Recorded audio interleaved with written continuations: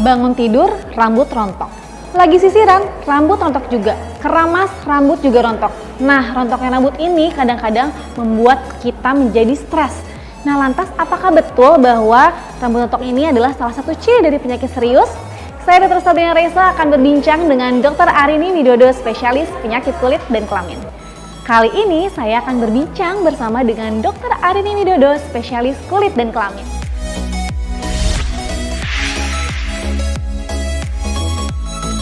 Nah, kan banyak masyarakat yang menganggap rontok rambut ini tuh hal yang wajar kan, Dok? Tapi kalau misalkan rontoknya ini setiap hari dan sering, mungkin juga bisa menimbulkan kebotakan ya, Dok? Sebenarnya apa sih, Dok, penyebab dari rambut rontok? Nah, pertama kalau kita lihat dari sebab rambut rontok ini banyak. Dan kita sebenarnya harus memisahkan antara kerontokan dan kebotakan karena itu juga agak berbeda. Nah, pertama misalnya faktornya bisa karena faktor herediter atau keturunan. Nah, misalnya ini pada androgenetic alopecia. Jadi kita bisa lihat seperti kalau pada laki-laki si batas rambutnya ke belakang, terus suka kadang-kadang ada botok di bagian ubun-ubun. Betul. Nah, ini juga disebabkan oleh herediter dan sangat dipengaruhi oleh hormonal. Tetapi juga banyak kerontokan yang tipe lain. Jadi, misalnya kerontokan yang dipicu oleh penyakit-penyakit. Misalnya sekarang pada COVID-19 banyak yang juga mengalami kerontokan rambut pasca infeksi COVID-19 tersebut. Nah, hal ini juga sering dialami misalnya oleh ibu yang baru melahirkan. Betul. Kalau menyusui. Menyusui, Dok? Iya, betul sekali. Jadi dia suka banyak kerontokan. Nah, itu disebut telogen effluvium. Misalnya yang dipicu oleh berbagai penyakit dan lain-lain. Ada juga kerontokan yang misalnya dipicu oleh obat-obatan. Misalnya obat-obatan yang bersifat karsinogenik, kemudian obat-obatan kemoterapi itu dapat menyebabkan rambut rontok. Nah, kadang-kadang kita sebutnya dengan kondisi namanya effluvium anagen.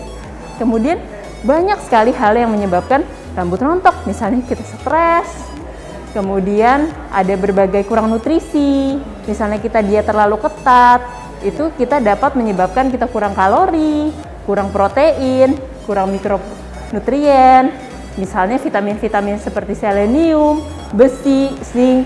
Nah, kekurangan ini semua juga dapat menyebabkan kerontokan rambut. Jadi penyebabnya banyak ya ternyata ya, Dok ya. Kalau misalkan kayak saya, Dok, pakai hijab nih.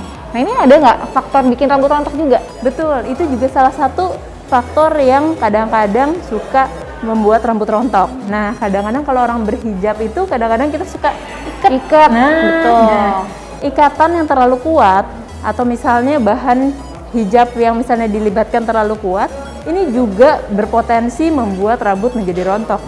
Pada dasarnya, hairstyling juga dapat berisiko membuat rambut rontok. Jadi bukan cuma pakai hijab, tetapi misalnya kalau kita sering catok, kita sering hair dryer, dan cara penanganan rambut yang salah itu juga dapat menyebabkan rambut rontok. Disebut sebagai rambut rontok yang tidak normal itu bagaimana, Dok?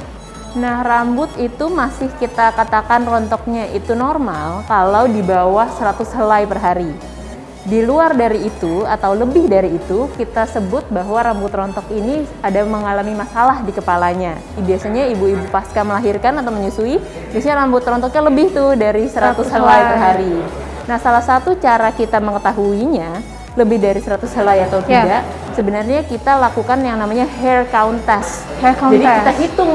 Jadi kita biasanya kumpulkan rambut yang rontok dalam 24 jam, kemudian kita kumpulkan misalnya di dalam amplop, kemudian kita hitung. Apabila dia lebih dari 100, baru kita mungkin dapat melakukan intervensi atau terapi. Walaupun rontoknya satu kali, tapi lebih dari 100 helai itu sudah disebut tidak normal atau ada jangka waktunya, Dok?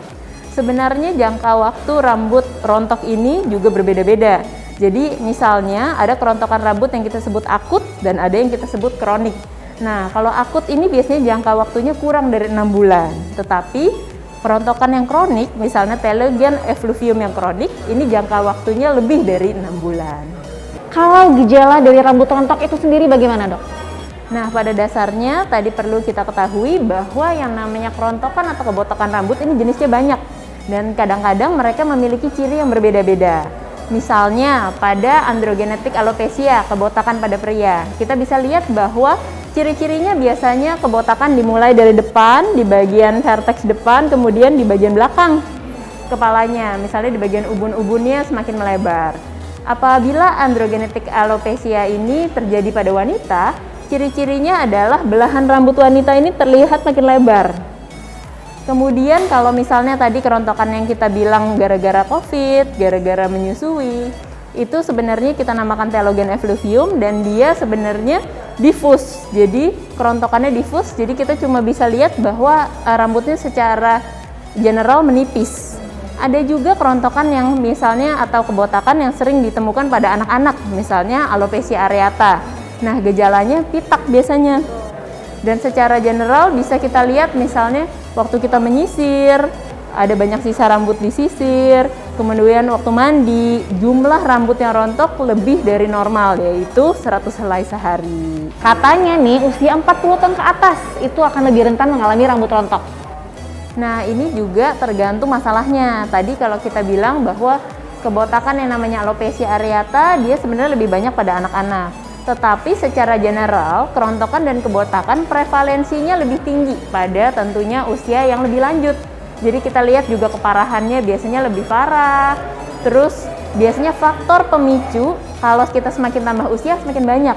Misalnya kita tadi tahu bahwa namanya kerontokan dan kebotakan itu juga dipicu oleh penyakit, juga dipicu oleh obat-obatan.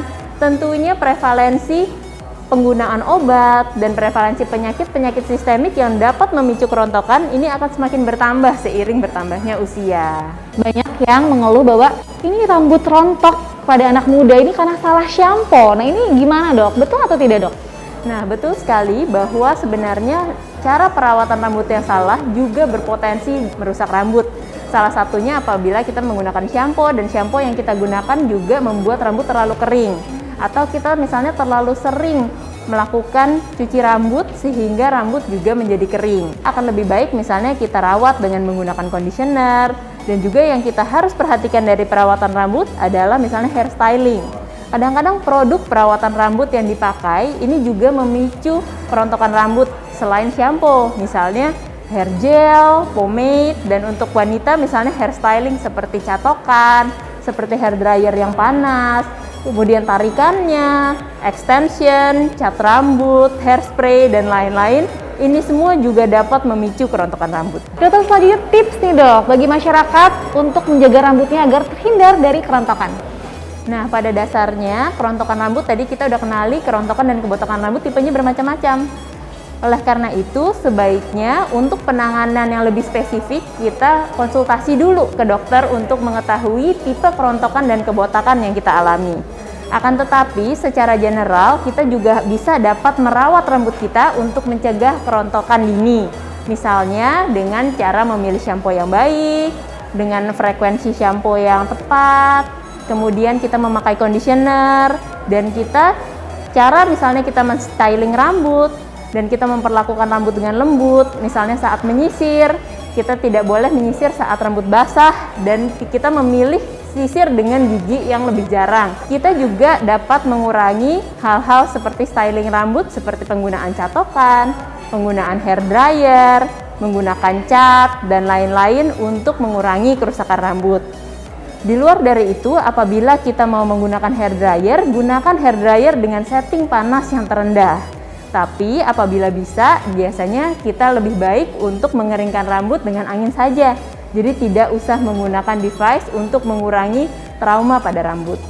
Juga apabila untuk kita styling rambut, kalau kita minimalisir, misalnya kita lebih jarang mengikat rambut, lebih jarang mengepang rambut, itu akan mengurangi tarikan pada rambut kita sehingga membuat rambut kita menjadi lebih kuat.